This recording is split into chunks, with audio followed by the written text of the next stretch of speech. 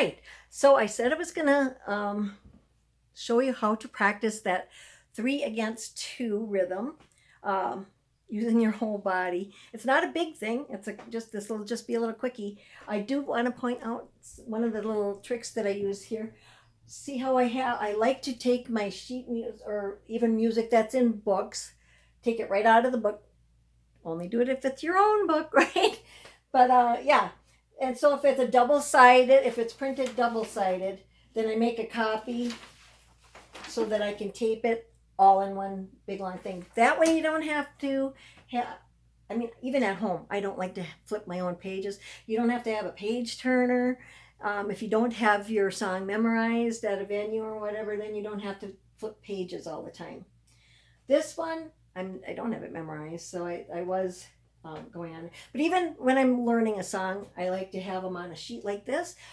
And I didn't point out on this piano, this digital one, that it comes with a music holder. And it just fits into this slot that's the back here. And then you put your music on. Now see, a big long thing like this, if you're taking this to a venue, if you're taking it to a venue, a big long piece of paper, all that goes all the way across, isn't going to stay there very good. So I made this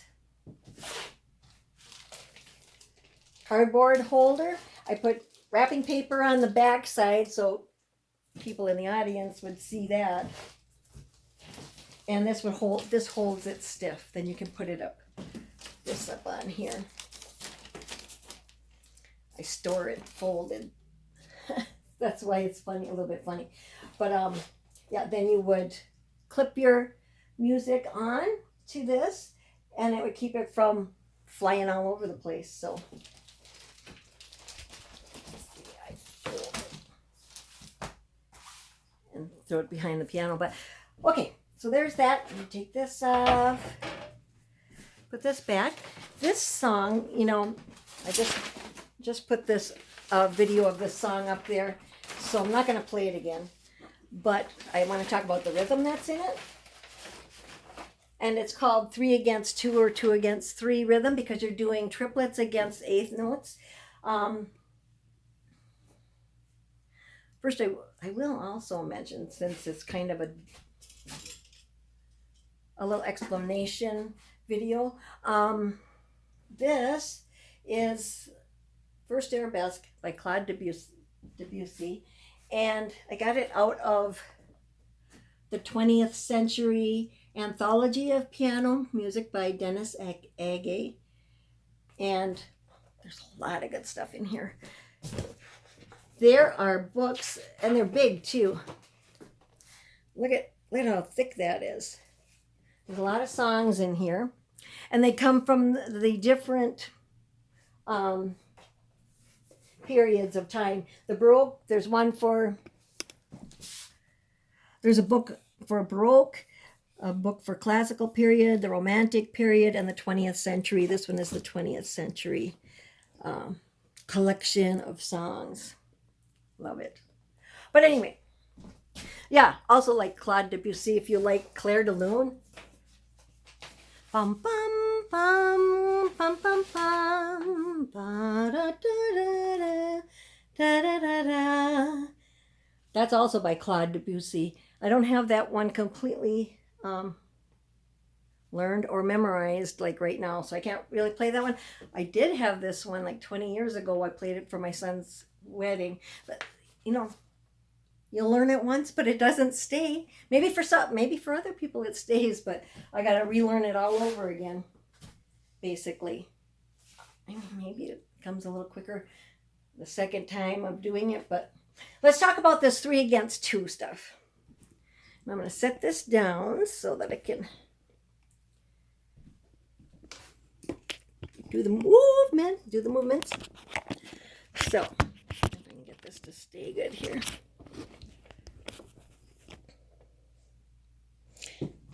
All right, so this song is written in 4/4 time, which means there's 4 beats in every measure, and a quarter note gets 1 beat. So like if you're just doing quarter notes, 1, 2, 3, 4, like 2, 3, 4 band directors.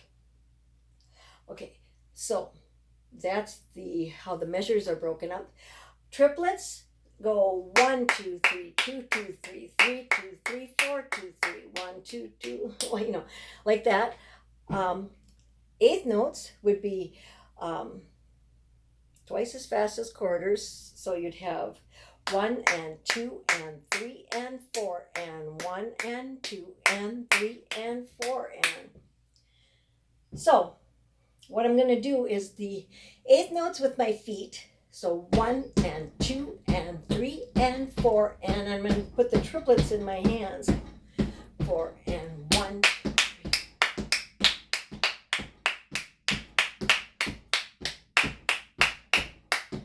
So if you notice, do that until you can get it kind of fluidly. It has a funny feel to it, kind of like if you're trying to do a circle on your stomach and tap your head. It's got kind of that feel until you get used to it, or until it clicks for you. Once it clicks for you, then you'll find it easier to put it into your hands in playing the two, one hand against the other. So this song starts out in triplets, both right and left hand, nothing going against each other. We got 1, 2, 1 and a 2 and a 3 and a 4 and a 1 and a 2 and a 3 and a 4 and a. Okay, and then when it gets to this other spot is when it starts the 3 against 2. So the left hand's going to be playing the eighth notes. 1 and 2 and 3 and 4 and 1 and 2 and 3 and 4 and the right hand's going to be doing 1 and a 2 and a 3 and a 1 and a 2. So we're going to combine those two. Now that won't be an easy feat when you first do it either, and you might want to use a technique that I call excruciatingly slow. I have taught some piano lessons, and I would probably drove the kids crazy, but you got to do this excruciatingly slow. And so that would be like if you were counting your left hand. Learn your hands separately first. Don't try to throw this together the first times through. So if you would pull your left hand out first, do your excruciating slow. 1 and 2 and 3 and 4 and until you can do whatever you're playing fluidly like that. And your right hand, 1 and 1 and 2 and the excruciating slow, 1 and 2 and 2 and 3 and 4 and 1 and 2 until you can put them together.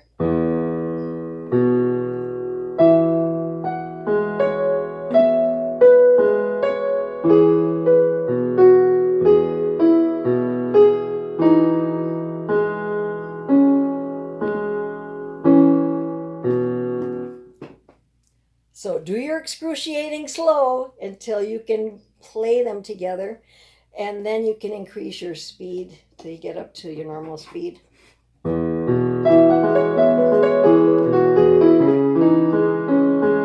and it is fun to play.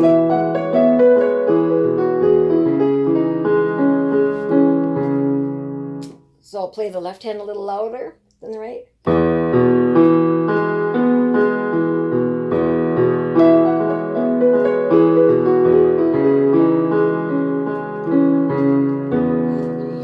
Eighth notes, I'll play the right hand louder.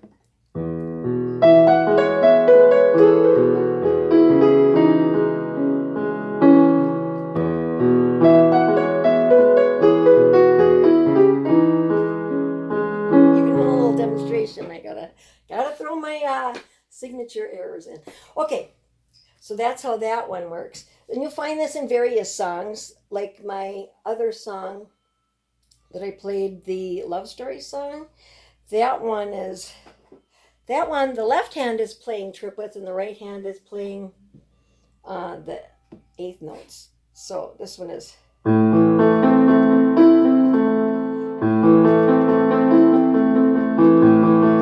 a 3 and a 4 and a 1 and a. So the left hand and the right hand is going 2 and 3 and 4 and 1 and 2 and 3 and 4 and. So when they put that's together.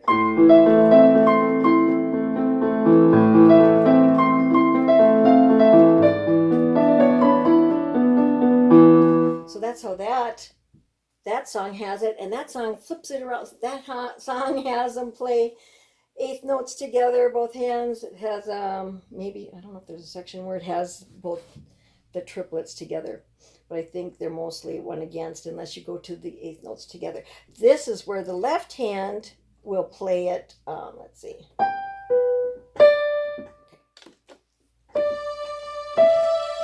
It's a slow triplet, but this.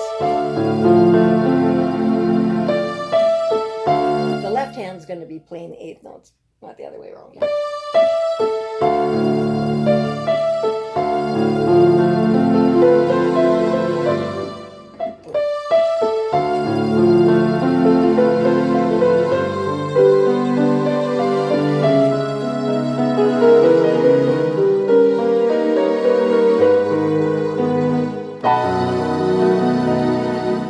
So I don't know. That is one of the most fun things to play. So give it a try. See if you can find some songs. I mean, you can pull up these two songs that I've mentioned. That love story song came from. It was a book. It was a very thin book, but it had all the songs from the movie, all in one little booklet type thing. And if you can't find it in a local music store, Musician's Friend has all kinds of music. You can get cheap music online, and you can listen to it played online, like what each song sounds like played. It's a very cool site. Yeah. So, okay, that's my tips for today. Oh, wait. I'm going to add one thing. I hope this doesn't make it too long. When I was talking about the standing up, I said I was going to mention the standing up. When I was 58, and I'm 64 now, so I found out that I was ASD. Yeah, I never would have known my whole life. I was like, I had friends. I talk a lot, and I perform things like in plays and things like that. But that's not the same as hanging out with people. Like, I don't like to hang out with people too much. I did have tons of friends. I had a lot of friends, but I really only was close with a couple. But anyway, I could probably do a video on ASD stuff. And if you notice, my speech patterns are probably a little. And I was a manufacturer's sales rep for Glassine, my first job out of college. My boss said, "You always cut off your sentences. We got to get you to not cut off your sentences when you're talking." But hey, as soon as I see that someone gets what I'm talking about, why go on? But anyway,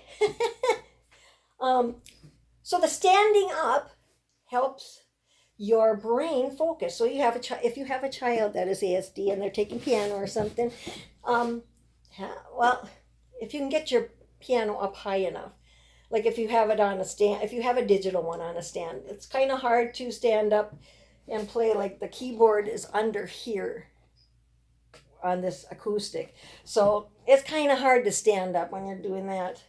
But if you got it up on something like this, if you got a digital, you can do this. Standing up helps your brain to focus, and it helps you to learn things, new songs a little quicker, helps you to memorize a little quicker. And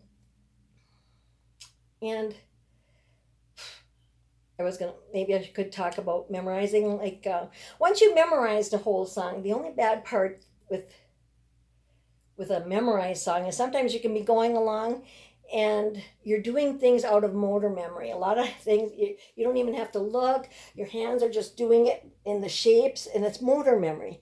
And you're not really thinking of, I'm playing in E minor, I'm playing in D sharp major or something. You're not thinking of first inversion, second inversion chord. You're not thinking of the exact mechanics of what you're doing. You're just motor memory. And sometimes you go along and all of a sudden your mind goes blank and you go, oh my goodness.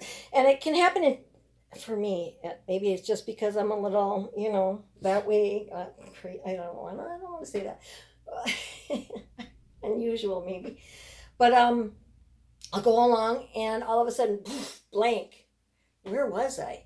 And then you got to take a running start. Whenever you find that you got to go back a little bit and take a running start to try to get past the one section of the song, you got this down in motor memory.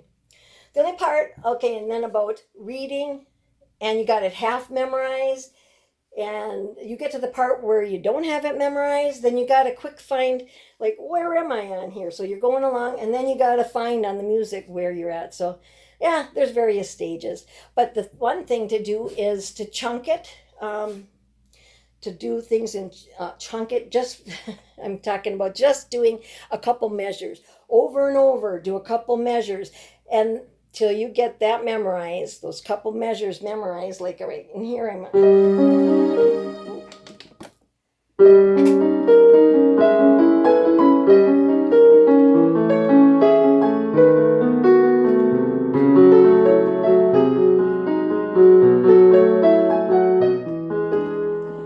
okay, I don't quite have that memorized. So I'm going to go up to this measure and go.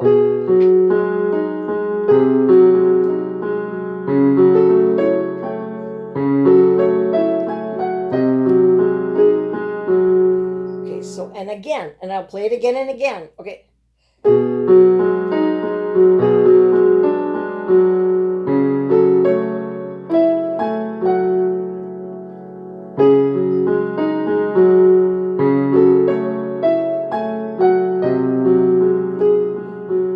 And just keep repeating it, and then I'm going to start a measure behind and work into it and see if I can play past that, and then I'm going to see if I can play past from that measure behind through those two measures, and then on to the next measure. You just kind of chunk it up like that. And if you're having a hard time memorize, if you could block your chords like here, block it instead of having it broken, block it. So that's just a couple techniques. Another one is to play it the excruciating slow just before you go to bed. Don't keep playing the stuff and then running into where you make an error and leaving it at that without working on that error, because you're going to be reinforcing that error. So if you play it excruciating slow to where the fastest speed where you're not making an error right before you go to bed, or that day, and then you stop, if you can sleep on it, your brain is overnight, your brain is processing it, and the next day you'll probably have it, or at least have it much better. But a couple practicing tips there. I did add a couple more things, but there we go. Till the next one.